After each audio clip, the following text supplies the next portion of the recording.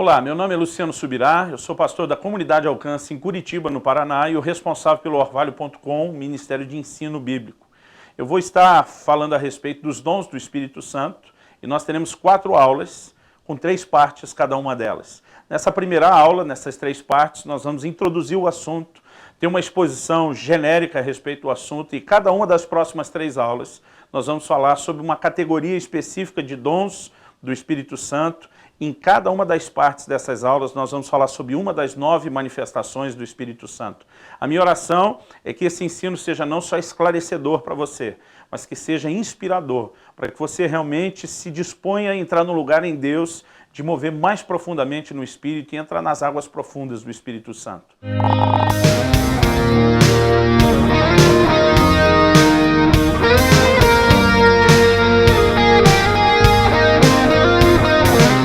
Eu quero começar com 1 Coríntios, no capítulo 12, no versículo 1, quando o apóstolo Paulo diz assim: ora, a respeito dos dons espirituais, não quero, irmãos, que sejais ignorantes. Essa afirmação de Paulo, para mim, é uma chave muito importante. A Bíblia não incentiva nem favorece a ignorância em relação a assunto nenhum. No livro de Oséias, a Bíblia diz: o meu povo perece porque lhe falta o conhecimento. Jesus mesmo afirmou: conhecereis a verdade vos libertará. Nós sabemos que o conhecimento é importante porque, além de tudo isso, Pedro também afirma: antes crescei na graça e no conhecimento de nosso Senhor e Salvador Jesus. Mas talvez em nenhum outro assunto a Bíblia seja tão enfática a respeito dessa importância do conhecimento, de não dar lugar à ignorância, como na questão dos dons do Espírito Santo. E a pergunta é a seguinte: que tipo de ignorância Paulo está abordando? Eu, por ter nascido e crescido num lar cristão, mas numa estrutura de igreja muito tradicional, que não dava muita ênfase ao mover do Espírito Santo, durante muito tempo interpretei essa ignorância que Paulo falava, a partir da própria ignorância na qual eu vivi por muitos anos. Eu, durante muito tempo, não entendia quem era o Espírito Santo, a pessoa do Espírito Santo, a divindade do Espírito Santo. Para mim, muitas vezes, mesmo como um cristão dentro da igreja, ele era uma espécie de coisa, de força, de energia. E, obviamente, com o tempo, a gente foi aprendendo um pouquinho mais e saindo desse lugar de ignorância. Eu lembro quando eu não sabia nada sobre os dons do Espírito, quantos eram, quais os seus nomes, como funcionavam. Então, eu vivia uma ignorância total. Mas eu tenho certeza que não é dessa ignorância que o apóstolo Paulo está falando. Porque em 1 Coríntios, no capítulo 1, ele, dirigindo-se a esse mesmo grupo de irmãos que ele está ensinando, ele diz o seguinte: vocês não têm falta de coisa alguma. Ele fala a respeito de não faltar nenhum tipo de dom. Então, eles tinham todos os dons do Espírito operando naquela igreja. Quando a gente lê 1 Coríntios 12, e mesmo depois em 1 Coríntios 14, nós percebemos que o propósito de Paulo não era ensinar sobre a existência dos dons. Era, na verdade, corrigir aqueles irmãos para que eles pudessem se mover de forma correta nos dons. O que me faz entender que a ignorância que ele está abordando não é ignorar a existência, mas é ignorar a operação, é ignorar o funcionamento dos dons.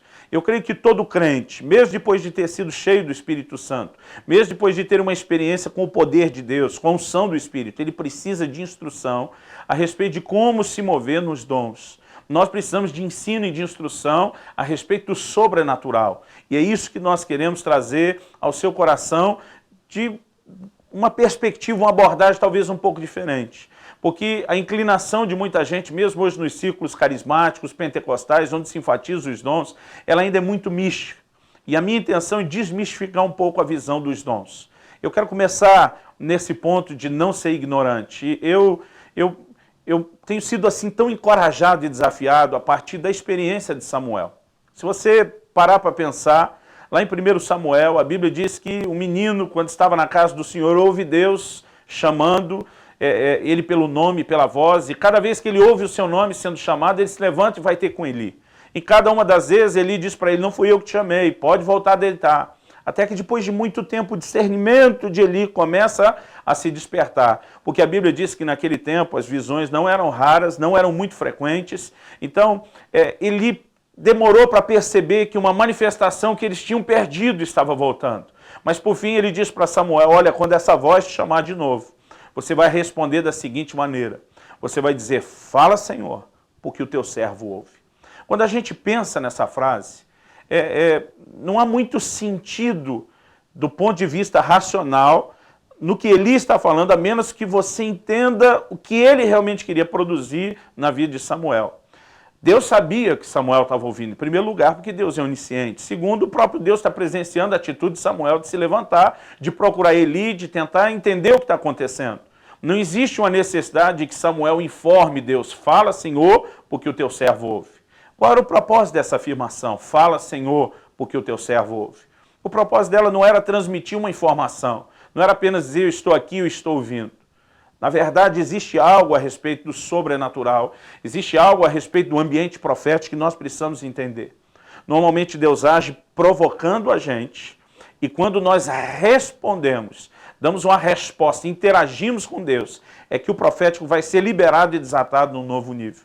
No momento em que ele diz, fala, Senhor, porque o teu servo ouve. É como se ele dissesse, eu entendo que você está me chamando, eu entendo que você está me convidando para esse ambiente profético, e eu decido interagir com você, eu decido responder a você.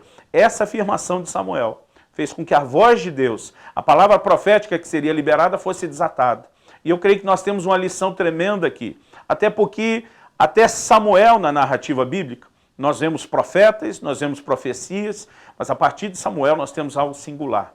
Samuel foi o primeiro a começar a levar os profetas a andarem em bandos, a fazerem discípulos, a mentorearem, a ensinarem.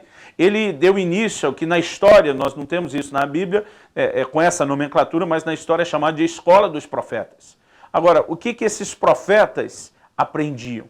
Eu não creio que eles aprendiam como falar, como vestir, como encenar. O que eles aprendiam é como interagir com a pessoa do Espírito Santo. E essa é a parte do sobrenatural que nós entendemos precisa ser ensinado. Quando Paulo está falando com a igreja de Corinto, ele fala a respeito de ordem, decência, mas o ensino dele não é só para estabelecer ordem.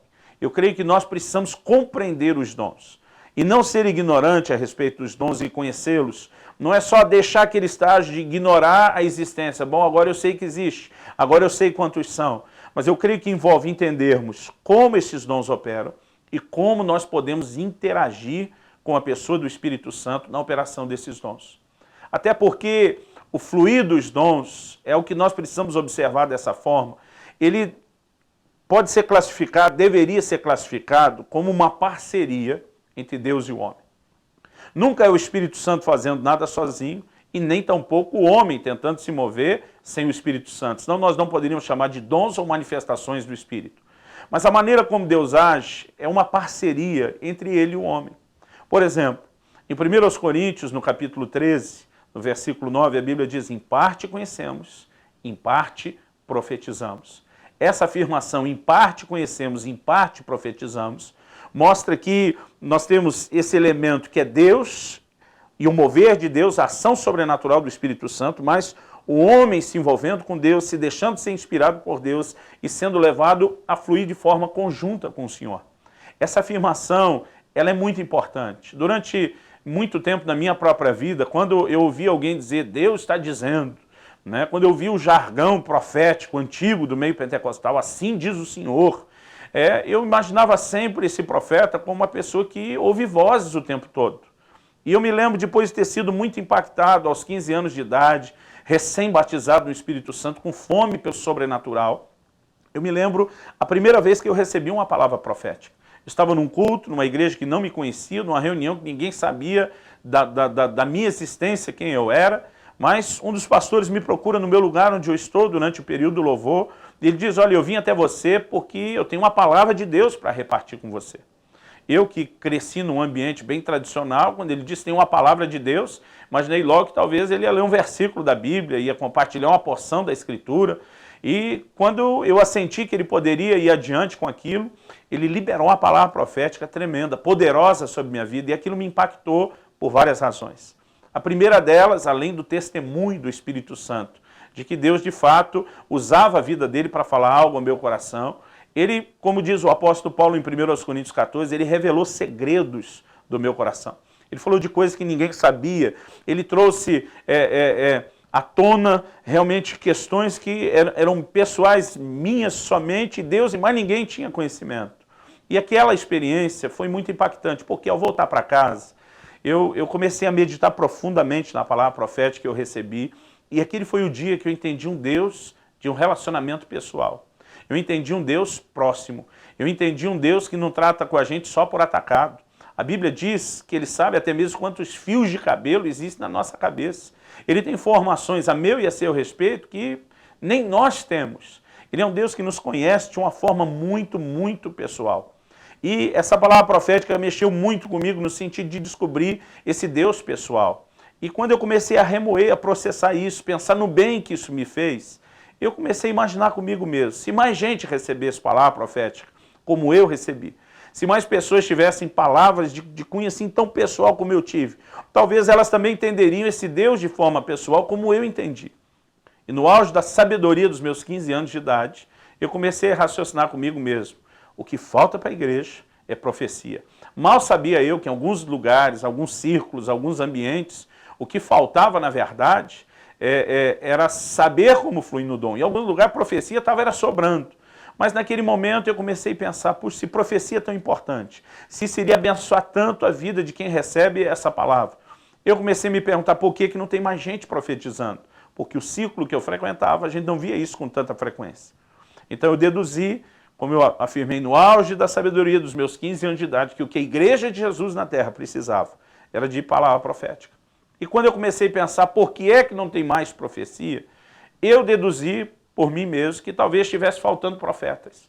E eu decidi me candidatar, eu decidi me oferecer para Deus. Não só me ofereci para Deus, mas fui procurar a pessoa que me deu a palavra profética, dizendo, ei, na minha linguagem adolescente da época, você pode me ensinar as manhas desse negócio? Você pode me dar o caminho das pedras? Eu falei, eu também quero profetizar como você profetiza, e eu preciso que alguém me ensine como fazer isso, porque eu não faço a menor ideia de como funciona.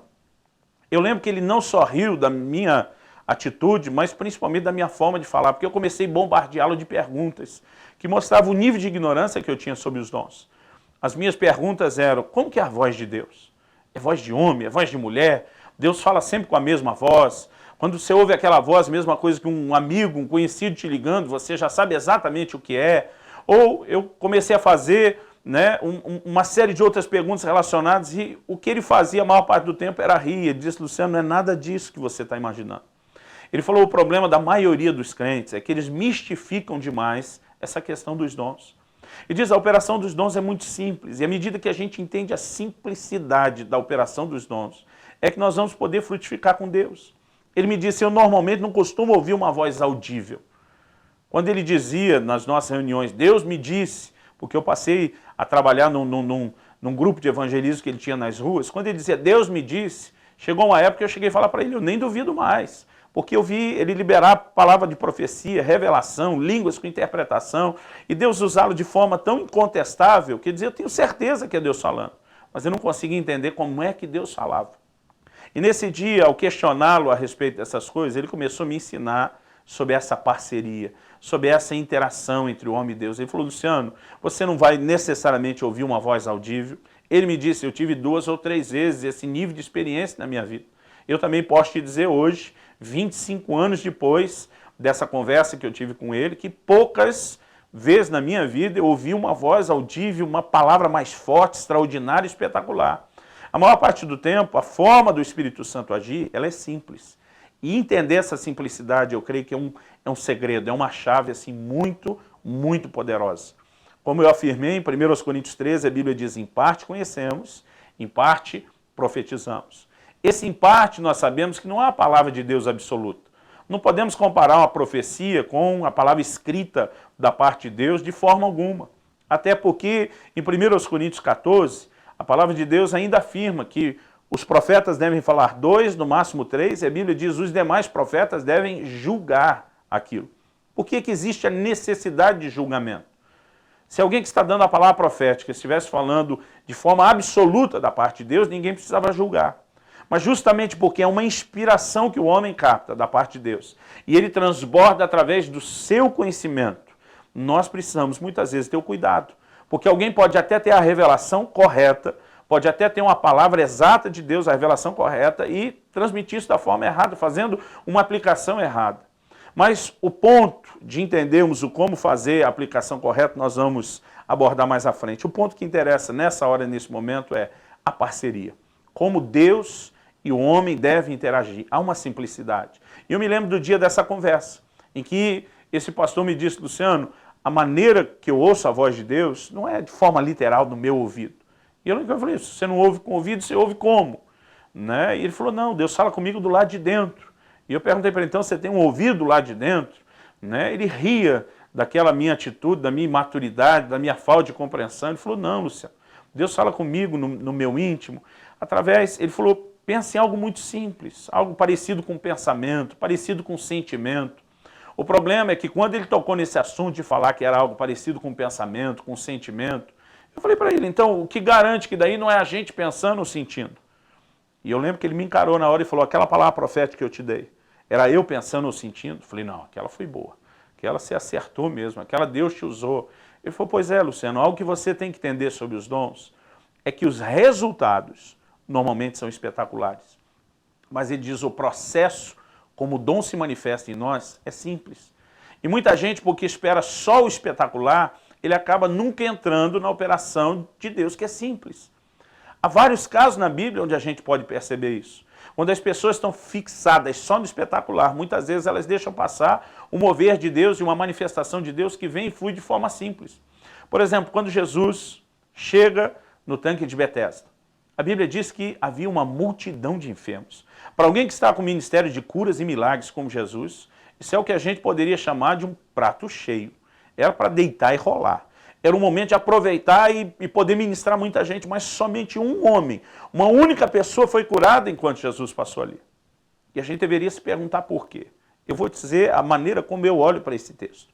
A maioria daquela gente estava ou olhando para cima, esperando a hora que o anjo viria para chacoalhar as águas, ou olhando a própria água, esperando o movimento, porque a Bíblia diz que de tempos em tempos um anjo vinha, chacoalhava as águas, e o primeiro que entrasse depois do movimento das águas seria curado. E aquele homem reclama para Jesus. Quando Jesus o aborda e diz, você quer ser curado? Ele diz, olha, não tem ninguém que me coloque dentro do tanque. Ele diz, toda vez alguém vai na minha frente.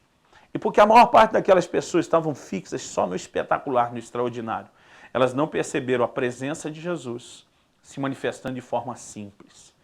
Eu tenho entendido que Deus se move na simplicidade. É só a gente olhar para Elias.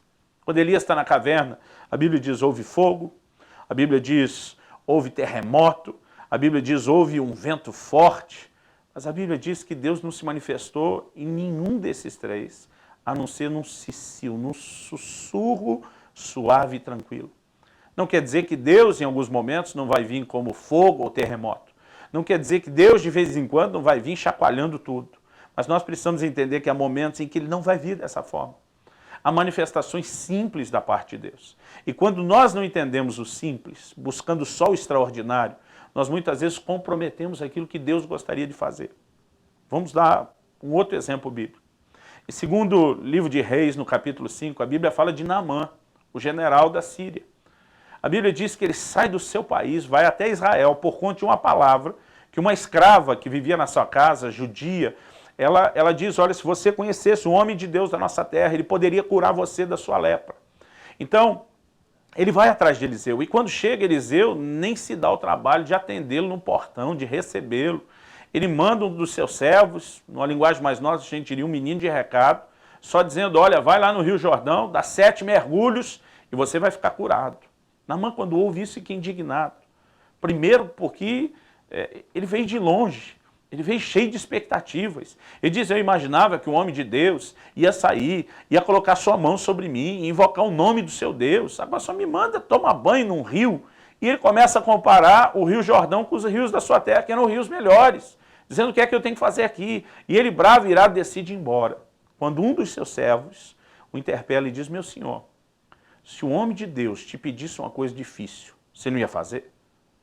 E naquela hora ele diz, sim. Como quem diz, eu vim esperando uma coisa difícil. Eu esperava alguma coisa mais complexa. E aí esse servo diz, por que é que você não faz a simples? E eu creio que essa foi a grande revelação da vida de Naamã. Por que que a gente não faz a simples? E foi quando ele obedece àquela instrução simples que ele vê o milagre de Deus. Eu quero te afirmar assim com toda certeza, tem muita gente deixando de experimentar o sobrenatural de Deus, porque está focado só nas manifestações espetaculares, só naquilo que é extraordinário. Mas quando nós entendemos a operação simples do Espírito Santo, isso vai fazer toda a diferença. E parte dessa forma simples do Espírito Santo agir tem a ver com a maneira como ele fala conosco. A Bíblia diz, em Romanos, no capítulo 8, no versículo 14, que o Espírito testifica com o nosso Espírito que nós somos filhos de Deus. Uma das linguagens, podemos dizer assim, que o Espírito Santo resolveu escolher para se comunicar conosco, para falar com a gente, é um testemunho. A palavra testificar significa testemunhar. É um testemunho no nosso espírito. Não é necessariamente Deus falando por meio de uma voz espetacular, audível, extraordinária. Não é Deus necessariamente falando por meio de uma visão, embora essas manifestações também podem acontecer. Mas a maneira do Espírito Santo falar conosco é simples. E eu me lembro que nesse dia, quando eu perguntava ao pastor como é que ele ouvia a voz de Deus, ele disse que ouvia a voz de Deus no íntimo. E eu lembro que a sensação para mim foi ruim, é como se alguém estivesse chutando todos os castelinhos de areia que eu tinha construído, fantasiado na minha cabeça sobre como Deus fala. E ele começou a dizer, Luciano, Deus fala de forma simples, é o testemunho interior. Quando ele me disse que era parecido com pensamento ou com sentimento e eu protestei, ele falou, olha, você lembra da palavra que eu te dei? Ele diz, aquilo era eu pensando ou sentindo? Eu falei, não, aquilo realmente foi Deus, foi tremendo. Naquele dia ele me ensinou algo, ele falou, Luciano, quando nós falamos da operação dos dons do Espírito, o resultado pode ser sempre espetacular, mas o processo, a maneira como Deus nos move, normalmente é simples.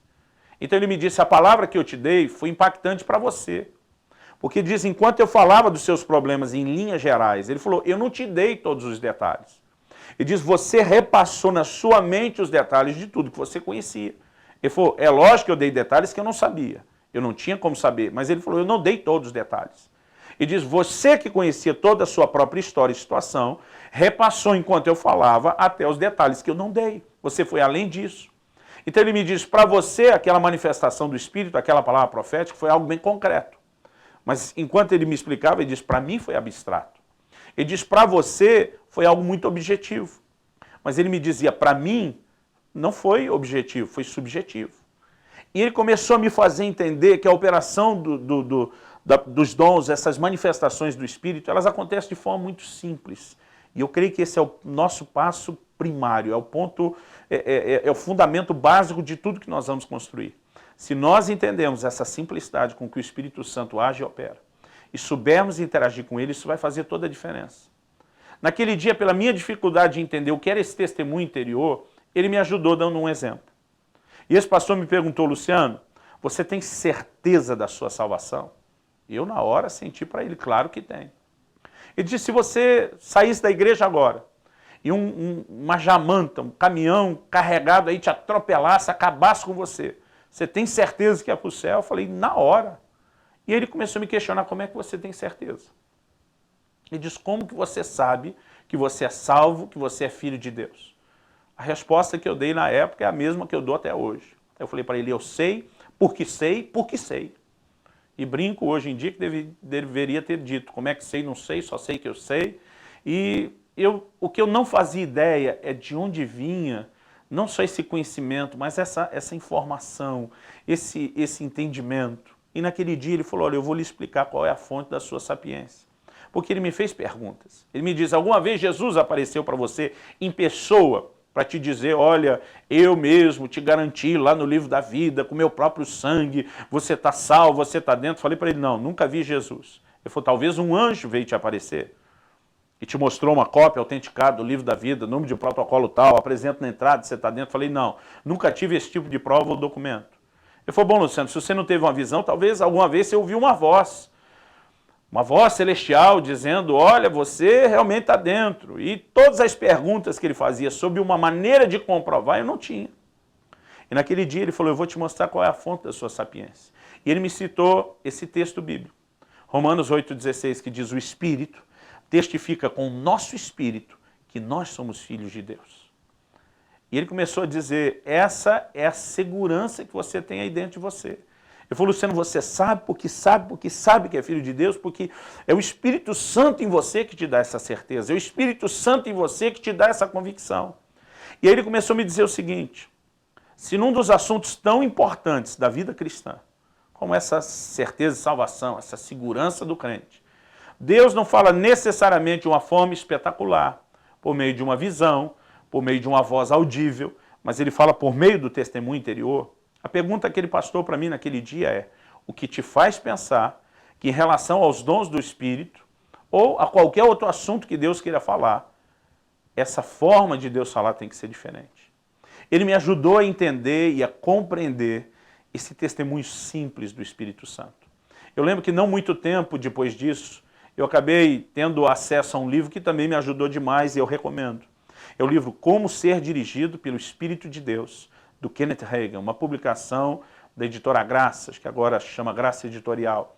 Ele entrava ainda mais a fundo nesses detalhes, mas inicialmente, esse entendimento que eu recebi de que o Espírito Santo ia testemunhar no meu íntimo algo, foi muito esclarecedor. Porque ele me disse, Luciano, você não vai começar a profetizar da noite para o dia, já se levantando, dizendo, olha, assim diz o Senhor, Deus está mandando dizer. Mas ele falou, eu quero que você fique bem sensível sobre a maneira como esse processo vai começar a acontecer na sua vida.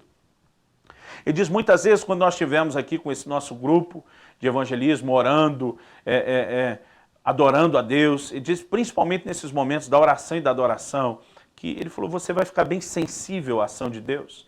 Ele diz, você vai ter, de repente, uma percepção. Eu, com o tempo, apelidei isso de uma suspeita profética. Ele diz, de repente, vai te bater uma sensação vaga, abstrata, de que Deus está querendo falar alguma coisa com determinada pessoa que nem você sabe direito o que é. Ele diz, esse é o momento que nem Samuel. Se você achar que Deus está te chamando, é hora de dizer, fala que o teu servo ouve. É hora de você começar a orar por aquilo e dizer, Deus, se você está querendo comunicar algo, eu estou aqui, eu quero entender, eu quero ser um instrumento teu. Mas ele me falou, Luciano, não queira começar já como um profeta que está habituado a fazer isso. Até porque algo que nós precisamos aprender a respeito dos dons do Espírito é que à medida que nós exercitamos os dons, nós vamos crescendo no dom. Nós vamos progredindo na operação do dom. Por exemplo, em 1 Coríntios 14, 12, a Bíblia diz, visto que desejais dons espirituais, procurai progredir neles para a edificação da igreja. Eu gosto dessa frase, procure progredir. Ela diz respeito a crescer. Ela diz respeito a aumentar na operação do dom. Ela diz respeito a avançarmos, a amadurecermos na operação do dom. Então, a maioria de nós vai aprender a mover nos dons como? Movendo. Em 1 Coríntios 14, 31, a Bíblia diz, todos podereis profetizar, um após o outro. A Bíblia diz, para que todos sejam consolados e para que todos aprendam. Esse aprenda, ele não está falando de quem está ouvindo a profecia, aprender com o conteúdo da profecia. Porque não é assim que o ministério de ensino funciona na Bíblia. Nós podemos olhar para a pessoa de Jesus, para os apóstolos, e o ministério de ensino ele é baseado na razão, na argumentação. Agora, quando a Bíblia diz para que todos aprendam, todos podem profetizar para que através da prática do dom, aprendam. Como é que você, quando criança, aprendeu a andar? Andando, caindo. Como é que aprendemos a andar de bicicleta? Andando e caindo. Como é que a gente aprende a orar? Orando. E como é que aprendemos a mover nos dons do Espírito? Movendo. A diferença é que muitas vezes nós não buscamos essa mentoria, esse ensino, o discipulado prático. A Bíblia diz, falem os profetas, 2 ou 3, e diz, os demais julguem. É importante que a gente se aproxime de pessoas que já aprenderam a mover mais profundamente nos dons, para que elas possam nos instruir. E esse pastor me ajudou muito nesse dia, nessa ocasião. Ele me disse, Luciano, talvez você vai olhar para alguém e vai ter aquilo que eu depois apelidei de uma suspeita profética. Aliás, eu tenho uma frase enorme para tentar definir essa suspeita profética e mostrar o quanto isso é vago. Normalmente eu gosto de dizer que a suspeita profética é algo mais ou menos assim. Você olha para alguém e a sensação que você tem é que parece que talvez, quem saiba, pode até ser que Deus esteja falando alguma coisa que a gente não sabe direito o que é. Mas quando nós temos esse impulso, essa suspeita profética, eu creio que é hora de interagirmos para com Deus. É hora de termos uma postura à semelhança de Samuel, dizer, fala, Senhor, porque teu servo ouve, de procurar entender, mas existe também uma forma correta de liberar. Eu me lembro que esse pastor falou, olha, Luciano, eu vou te ensinar algo a respeito dos dons, que é muito parecido com o que eu já ensinei os jovens aqui do grupo na questão de namoro. Tinha muitos jovens se convertendo, na imaturidade começava, era um tal de um dar em cima do outro, muito solteiro nessa equipe. Ele falou, gente, eu não quero saber desse negócio de um dando uma cantada em cima do outro. Ele diz, aqui no reino de Deus as coisas não são como eram no mundo antes da conversão de vocês. Então ele diz, vocês estão vivendo uma época que todo mundo se empolga com o sentimento, um com o outro, muito fácil, muito rápido. E diz, e vocês têm que saber fazer aí um exame, ter uma espécie de filtro para saber o que realmente disso é algo que vale a pena vocês orar, levar adiante ou não. Então ele dizia, sentiu algo por alguém, não declara. Começa a aproximar dessa pessoa, vai chegando aos poucos, tenta ver se existe interação, se a amizade cresce, vai orando a respeito disso, porque diz, no meio do caminho durante essa aproximação, se sentir que não é isso, então ele dizia, do jeito que você foi chegando, você agora vai saindo, vai afastando, e às vezes não precisa nem abrir o coração, nem falar de nenhum sentimento. Quando ele me fez lembrar isso tudo, eu falei, o que tem a ver profecia com essa sua regra a respeito do namoro? Ele falou, Luciano, se você aprender a fazer algo parecido, vai te ajudar muito. Ele diz porque no início, muitas vezes, você não consegue ter aquela certeza, é Deus realmente falando, porque o testemunho interior é simples. E até que você cresça nessa experiência, há momentos onde talvez você vai sentir em dúvida a respeito disso. Então, ele diz, a melhor forma, a melhor maneira de lidar com isso é você fazer uma abordagem, é você fazer uma checagem, uma conferência. Hoje em dia eu chamo isso da conferência profética, a checagem profética. Você pode chegar até a pessoa que você tem a sensação de que parece, que talvez, pode até ser, que Deus esteja querendo falar alguma coisa que você não sabe direito o que é, e você pode checar se aquelas impressões conferem ou não com o que a pessoa tem. E quando ele me ensinou isso, ele falou, olha, provavelmente você não vai demorar para ter uma experiência dessa, porque só de você estar querendo profetizar já é algo interessante. Porque uma coisa que eu vou falar nas próximas partes dessa nossa aula é a respeito de como Deus trabalha em nós o querer e o realizar. A Bíblia diz que Deus tem esses dois estágios, ele opera em nós o querer e o realizar, Filipenses 2,13 diz isso, segundo a sua boa vontade. Ou seja, antes de nos levar a fazer alguma coisa, Deus sempre desperta em nós desejos. Então ele me disse, só de você estar com vontade de profetizar. Ele falou, eu creio que já é Deus te provocando, eu creio que já é Deus movendo na sua vida nesse sentido. Então, ele falou assim, provavelmente não vai demorar para que você tenha uma experiência. Ele disse, talvez você vá olhar para alguém naquele momento de sensibilidade que eu mencionei antes, da oração, da adoração. E ele diz, e aí você vai ter essa suspeita profética. Ele diz, não tenta chegar arrasando, Deus me disse, Deus revelou, assim diz o Senhor. Ele diz, pega leve. E eu me lembro muito bem da primeira experiência, porque a primeira a gente nunca esquece. Entrou um rapaz nessa nossa reunião, a gente passava algumas horas se enchendo de Deus, antes de sairmos às ruas no sábado para evangelizar. E a gente tinha um momento de oração, um momento de adoração, não me lembro qual vinha antes, qual vinha depois, mas um dos rapazes do grupo chegou no final do primeiro período para começar o segundo. Então se a oração era primeiro, ele chegou só para a adoração. Se a adoração era antes, ele chegou para a oração. E ele não só estava atrasado, mas ele entrou, sentou perto da porta, e de longe, olhando assim para a cara dele, eu percebi que ele não estava bem. E eu tive essa suspeita profética que eu chamo. Aquela sensação de parece que talvez, quem saiba, pode até ser que Deus esteja querendo falar alguma coisa que não sei bem direito o que é. No momento que eu tive essa suspeita, eu reagi como Samuel. Fala, Senhor, teu servo ouve. Eu não sei exatamente o que o Senhor está querendo, mas eu estou aqui. Eu quero ser um instrumento teu. Eu olhava para ele, eu ficava orando. Enquanto eu orava, começou a se formar no meu íntimo uma impressão de que aquele rapaz tinha brigado com o pai naquela semana. Mas dizer que um jovem brigou com o pai, principalmente naquela época, 25 anos atrás, eu digo que isso já não era nem revelação, isso era pura estatística. Então, minha razão começou a lutar contra aquilo, mas eu tinha uma sensação, enquanto eu orava por ele, que começou, parece ficar mais clara, que ele não só tinha brigado com o pai, mas que raramente ele fazia isso. Com a mãe até fazia com frequência, mas com o pai quase nunca. Então a sensação que eu comecei a ter no meu espírito foi de que ele teve não só uma briga com o pai que não era comum, mas que o nível de ofensa que eles trocaram nessa ocasião, eles nunca tinham feito antes. E que o coração dele estava debaixo de um peso de culpa. Tipo, quem sou eu para sair e falar de Jesus? Se eu briguei com meu pai, pequei, agi dessa forma. E eu sentia que Deus queria que eu o encorajasse, não só a acreditar no perdão de Deus, mas a sair conosco, a falar de Jesus sim para as pessoas, não deixar que o diabo usasse aquilo contra a vida dele para mantê-lo de fora. Então eu procurei, em vez de chegar dizendo, Deus me disse, Deus me revelou, eu resolvi fazer a checagem, a conferência profética. Então minha primeira pergunta para ele, e aí, tudo bem? Ele me deu um sorriso amarelo que não convencia, tá tudo bem. Eu, entendendo que não estava, eu insisti. Falei, por acaso você teve uma briga com seu pai essa semana? Ele fez uma cara de surpresa e disse sim. Eu falei, mas você não costuma brigar com seu pai. Com a sua mãe até com frequência, mas com seu pai não. Ele disse, é verdade. Eu falei, mas a briga que vocês tiveram essa semana, vocês trocaram ofensa como nunca antes. E ele disse, sim. Ele vai se mostrando cada vez mais surpreso. Eu falei, e o seu coração, por causa de tudo isso, está se sentindo assim, assim, assado, e você não se sente apto para sair com a gente? Nessa altura ele me olha e faz a pergunta, como é que você sabe isso tudo? E eu brinco que essa era a minha deixa. Foi a hora de eu dizer para ele, Deus me disse, aleluia. Mas se eu faço uma pergunta, você brigou com seu pai? Não. Teve isso? Não. Aquilo? Não. E de repente ele me olha, por quê? Talvez a minha saída seja por nada, por curiosidade. E quando as pessoas às vezes me ouvem falar a respeito dos dons dessa forma, alguns ficam até escandalizados, porque eles também projetaram uma coisa assim exageradamente mística.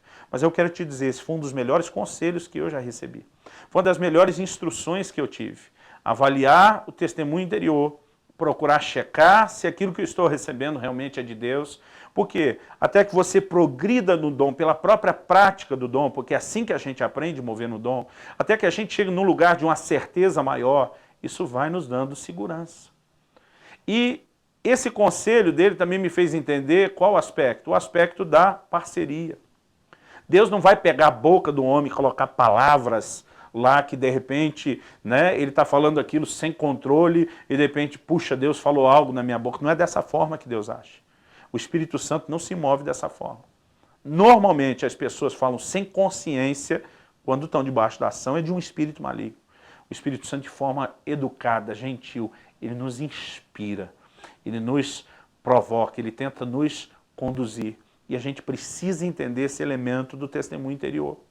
Provérbios 20, 27 diz que o espírito do homem é a lâmpada do Senhor.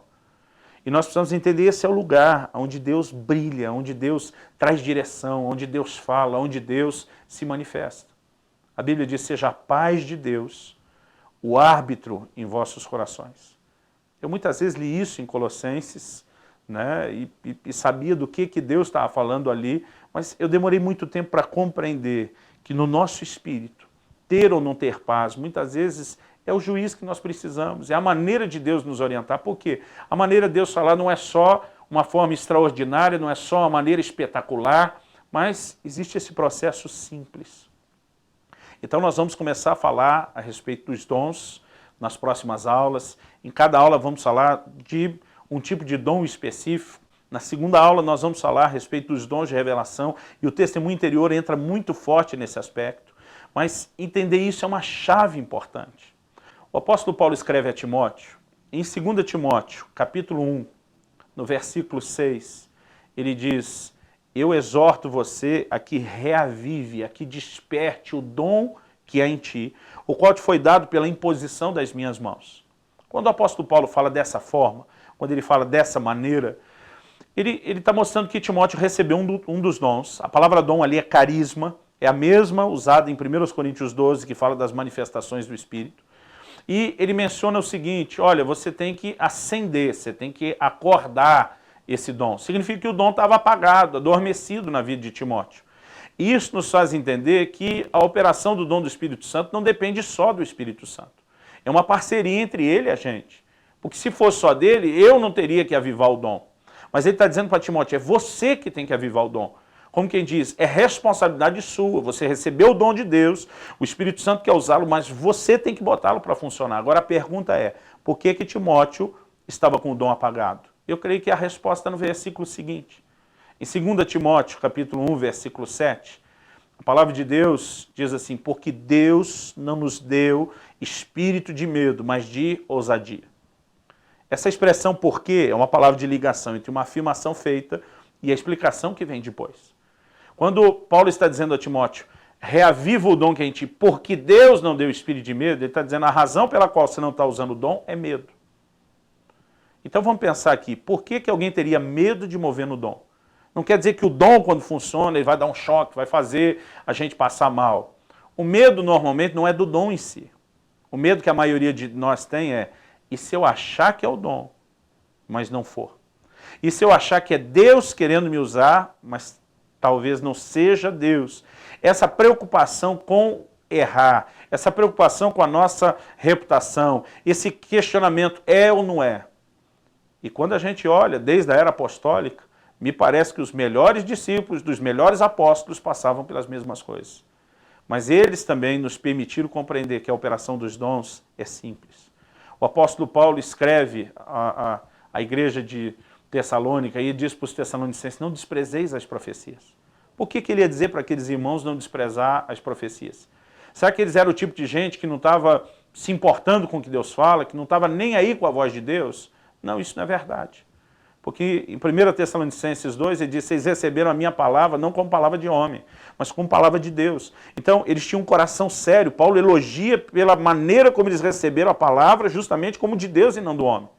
Mas quando ele está dizendo não despreze a profecia, é justamente porque a profecia, como os outros dons, às vezes vai fluir de forma tão simples, que às vezes nós podemos não achar que é Deus se manifestando na vida de alguém. É importante que a gente vá formando esse quadro, de que as manifestações do Espírito são simples. Elas não se tornaram simples agora, elas sempre foram simples. Porque à medida que a gente entende a simplicidade, é que nós vamos conseguir compreender como interagir com o Espírito Santo de forma simples também e entrar na operação dos dons.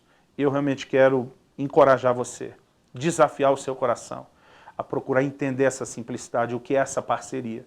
Nunca vai ser você sozinho, nem tampouco Deus sozinho. Eu ouvi alguém dizer, uma vez estávamos numa vigília, orando, e uma pessoa que nem sabia falar o português direito, levantou profetizando um português impecável. Eu falei, olha, então bota a mão na cabeça e repreende. Porque não é assim que Deus age. Não quer dizer que ele não possa. Mas vamos pensar junto. A Bíblia diz que Deus decidiu usar as coisas que não são para confundir as que são. Que Deus escolheu as coisas loucas do mundo para confundir as sábias. A Bíblia diz, em parte conhecemos, em parte profetizamos. Deus vai me levar a falar de coisas que talvez eu não conheça, mas com uma linguagem que eu conheço. Como? Ele vai me inspirar. Ele vai trazer o testemunho interior. Algumas manifestações podem vir de modo ainda mais espetacular. Mas meu conselho para você é inevitável que o extraordinário e o espetacular ao longo da sua caminhada e da vida no Espírito aconteça. Mas o meu conselho, procure entender essa simplicidade da operação dos dons, essa parceria, o que é a parte de Deus, o que é a minha, como o Espírito Santo move, como eu interajo.